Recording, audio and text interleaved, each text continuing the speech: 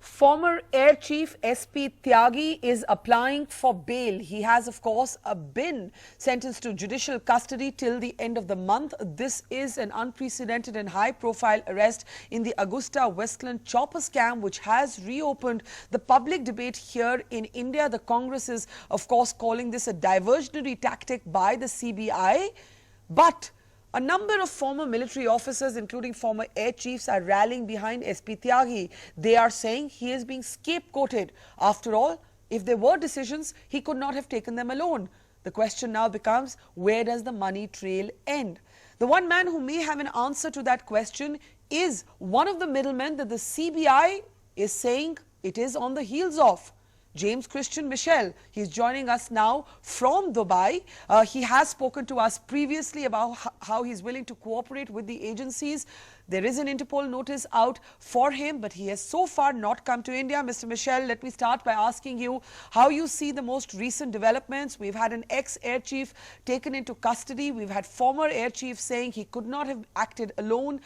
Even if he took the decisions to change the specifications, that would have been a collective decision. His lawyers have pointed fingers at the then Prime Minister's office during the Congress-led government. How do you see the arrest of the Air Marshal SP Tyagi? Well, I think the arrest is very unfortunate. I concur. I was not involved in the deal at the time of the changing of height or altering of the number of engines. I came in after the process, but I had a very careful study of it. And there's certainly no possibility of one man taking such a decision. It's not just one committee decision, it's at least three committee decisions to make such a decision. Well, and all have to be unanimous. So you are saying that it would have taken a much larger set of forces than the Air Marshal alone to change the specifications? No doubt, no doubt. And the Italian Bustos court concluded that having investigated and taking statements from many, many people, which is now the only statement standing in Italy. However, Mr. Michel, the CBI prosecutor, the main investigating agency here in India, has informed the court that their charge is that the former Air Marshal inserted two words in a meeting that was being chaired by the then Defense Secretary in 2005. So they're actually accusing him of acting at least individually at that moment when he basically inserts two words. This is according to the CBI in the note, and therefore they're laying the blame squarely at his door. Right. Well, I mean, that's something the CBI have access to a great deal of information. But even if he inserted the words, it must have been accepted by all the committees. He can't have inserted them secretly and nobody noticed. There will have been a discussion on those two words, I would imagine. Well, then that would from my experience. Well, then that would take us to the heart of the question, and that is, where does the money trail in fact end? And most people here believe it does not end with SP Tyagi at all. And I want to bring back your attention to a note that has haunted you and your role as a middleman in this scam, a 2008 letter that you have confirmed to me previously that was authentic. You wrote to Peter Hule, the Indian region head of Agusta Westland, yes, in which you call Sonia Gandhi the driving force behind the VIP helicopters. You then list out advisors, men you call advisors, which actually includes the then Prime Minister, and other high-profile names, M.K. Narayanan, Pranab Mukherjee, Oscar Fernandez. These are people, Ahmed Patel, whom you list as advisors. And you actually talk about the High Commissioner, the British High Commissioner, targeting these people. You have confirmed the authenticity of this note, and it is this note that the BJP and many people here in India believe points to a political connection to this scam. The Gandhis, of course, have denied this squarely. Mrs. Gandhi has called it a witch hunt. But you have confirmed the authenticity of this letter, and this letter is back to haunt you, Mr. Michel, as the former air chief is taken into custody. Explain this note.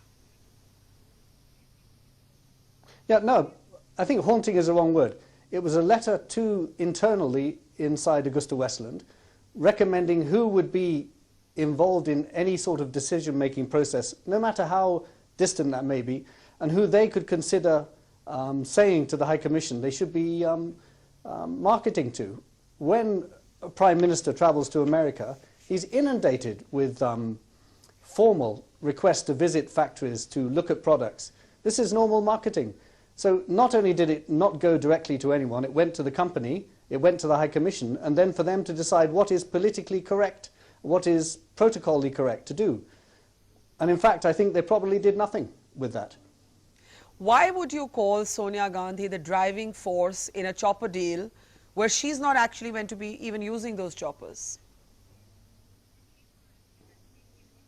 Oh no, but that's misunderstanding what it says. What it's saying is she has a great deal of influence over the members, and her opinion would be listened to. Her opinion is considered valuable, and I imagine still is today. So it's quite reasonable to get opinion formers on your side. So you would call this what? Because most people would see your role as a middleman to actually have received bribes to enable this sort of clout or influence and to push a deal where the specifications that changed at the last moment to make Agusta Westland actually eligible for bidding.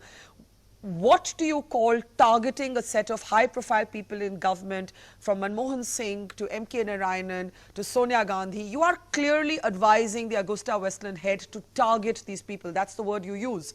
What do you call this targeting?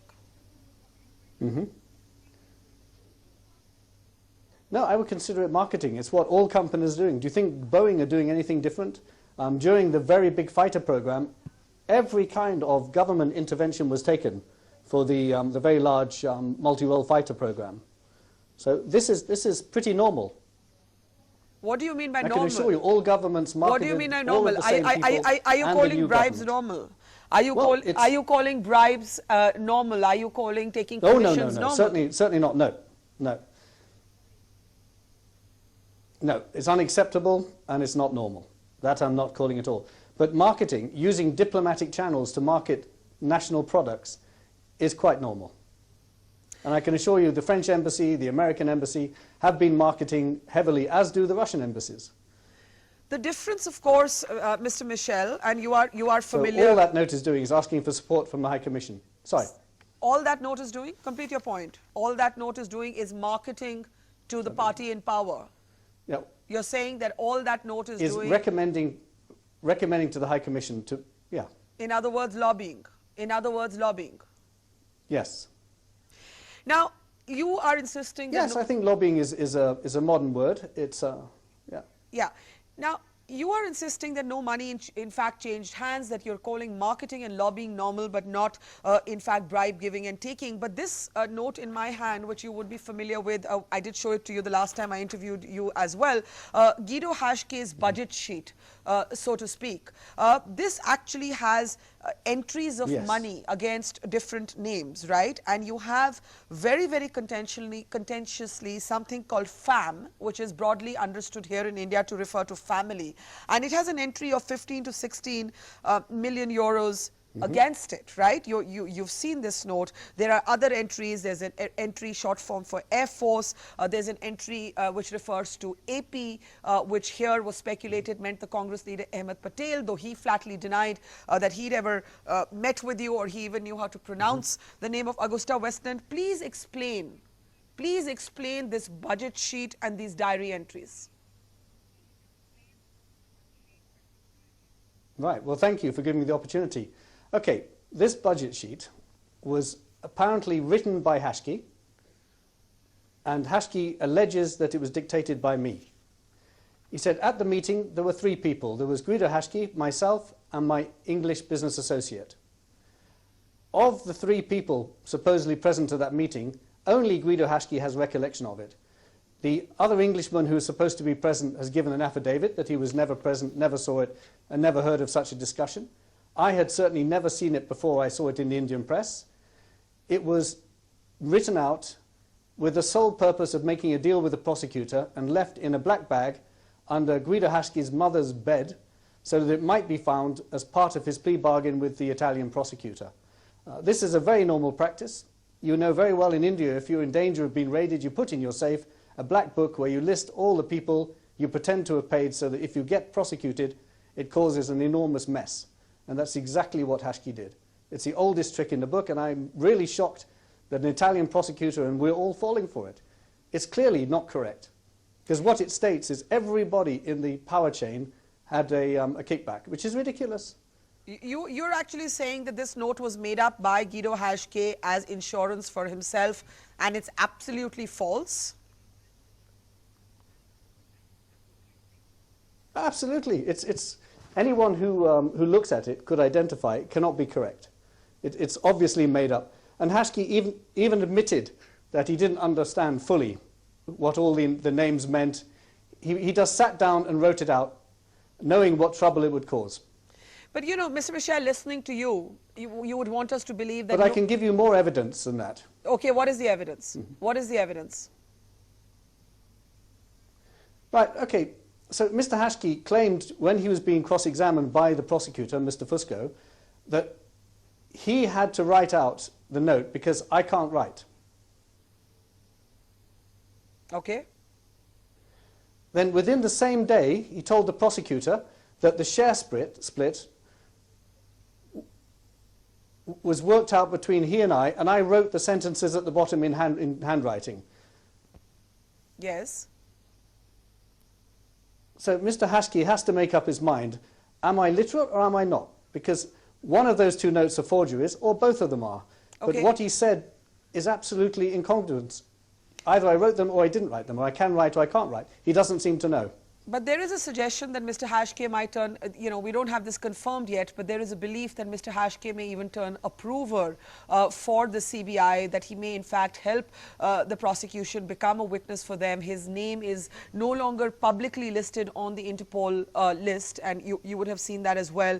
I would ask you the same question. When we met, I think sometime last year, you said you were willing to cooperate with the Indian authorities. A long time has passed. Time is running out for you. Your name is coming up repeatedly in the court. Why are you not coming to India and presenting your version of what you claim to be the truth in court? That would be the legal way to do it, not to be an absconder from the law as you are being. Oh no, I agree. I would very much like to take that option. The problem I have, the judicial process in India is quite lengthy. I mean, we've seen in Italy they've been 4 years in discussion on this, and we still haven't got a conclusion, which I'd like to come on to Italy in a minute. But I can't afford to spend 4 years in India or 4 years in jail whilst my family is unsupported, my children are at school, I have to make a living. I will not be put up as a guest of the British High Commission. I will be on my own trying to make a living in India for as long as the trial takes, and it could take years. I haven't got that sort of money. My family need me, and I can't afford that kind of time. So what are you willing to do? What are you willing to do? Which is why I've made the offer to come to Dubai and interview me. So you are saying the Indian authorities are welcome to meet you in Dubai? Well, and my lawyers have written to them repeatedly to that effect without an answer. I'm even willing under condition to come to India, but the condition list is growing. Before I said I don't want to be arrested, I need to be free to travel. I will come to give to be interrogated and interviewed. But also, we need Mr. Haschke to be there. And if you'd like to come on to that subject, I'll explain to you why. But let me first come back to something you said. You said that this note on the screen that we're seeing right now is something that Mr. Haschke fabricated as insurance for himself, and kickbacks were not given up and down the chain. But the fact is, Mr. Michel, kickbacks were received by somebody. There is more than 300 crores that was paid in kickbacks. Separately, you received 44 million euros for being a middleman, and the court, the Milan High Court, did rule that this was completely disproportionate to any work you did for Agusta Westland. And I'm only quoting from the court judgment. The court judgment then went on to say that Christian Michel, there were probably prohibited transactions, and this money was a cover for those. May I point out, this court you're referring to was quashed on Friday. It was handled in a most bizarre manner, and has now been returned to the Court of Succession for retrial. Yes, but that retrial has been ordered on procedural This grounds. judgment is... Yes, I'm aware Yes. of the retrial, but the retrial has been ordered on procedural grounds that some data did not match, that the original complaint and the complaint that was brought before the court, there was data that did not match, there were dates that didn't match. I'm aware of that. But at the moment, that could still be called procedural, and it doesn't answer the core of my question. There's more. It's more than procedural. What were your 44 million euros for, Mr. Michel? The 44 million euros that you received, what were those for? Well, first of all, I did not receive 44 million. I was forensically audited, and there was no 44 million. If I'd received 44 million, I would think I'd be having a much more aggressive legal team than I have at the moment. Those figures are incorrect. They're proven to be incorrect. The first court after the forensic audit quoted the audit as saying those figures are incorrect, and that's what we went forward with. The succession, the Court of Appeal, took no witnesses, took no statements, relied purely on paper evidence like Mr. Guido Haschke's budget sheet. These are incorrect documents, incorrectly filed. They've not been accredited. They've not been investigated. They've been taken on face value. And the first court also said that Mr. Haschke is an unreliable witness. How much money did you receive if it was not 44 million euros, and what did you receive it for? This is why we're going back. How much money did you receive? Right. I received, under contract for the VVIP, I received about 6 million over 3 or 4 years, or 3 years, for implementation work, which the government of India have copies of all my contracts, and they were pronounced legal. There are other reports that now suggest that there is correspondence from you that speaks about how the Cabinet Committee of Security actually had a point person or a spokesperson to deal with you. There is another correspondence of yours that relates to you're talking about disqualifying the competition. How can a Cabinet Committee on Security have a point person just to deal with the middleman? Please explain that those letters that you have written. No. First of all, there was no individual appointed to deal with me. That document is 8 years old. I imagine what it's referring to is the negotiating committee will have appointed someone to refer back questions on points that were unclear. That's what that's referring to. So who was that person? Who was this point person appointed by the CCS? And I imagine they did the same with all the contenders. Who was the person? You know, I have no idea. I think the committee was simply told a person would be appointed to ask further questions, clarification. So who did that person end up being who was clarifying the questions that Finmeccanica or Agusta Westland had? Who was that person appointed? No, but this was all part of the negotiation. Many people came forward as empowered in the committee to ask questions. There was a great deal of questioning going on during the negotiation, well, during the tender process. I have absolutely no idea which person was put forward at that time to... You have no idea or you have no recollection? But quite often there were teams, special teams put to one side to... No, I have no recollection at all. In fact, I don't remember that facts, but if it's in there, I'll take your word for it. And you're talking about disqualifying the competition? You're actually on record talking about as I said, a point person. Yeah, and then you're talking about disqualifying the competition. Yeah, but that's a job of each. Yeah, that's the job of each competitor to try and disqualify each other. That's called a competition. That's absolutely normal. Do you expect us to help our competition? Surely not. Let me ask you who of significance you met as you were trying to lobby for this deal to go through. Did you meet with Air Marshal SP Tyagi? Have you ever met him? No. No. Did you meet with his cousins? No. Oh, yes, I beg your pardon. Yes, I have met with Julie. We met at a party, quite an affable person. And people would assume he would be the route to influence the deal. Well, you see, this is what Mr. Haschke is or was claiming at the time. But then he gave an interview after the judgment and after he'd done his plea bargain saying that he knew there was no corruption. So I honestly don't know which statement of Mr. Haschke we're supposed to believe. The plea bargain, his statements during his questioning in court, or his statement to Reuters in November, after the hearing, November 2015. I am confused with Mr. Haschke's statements. And have you ever met with anybody in the Congress party? I can write, I can't write. Have you ever met with anyone in the Congress party? No. Nobody? No, I avoid.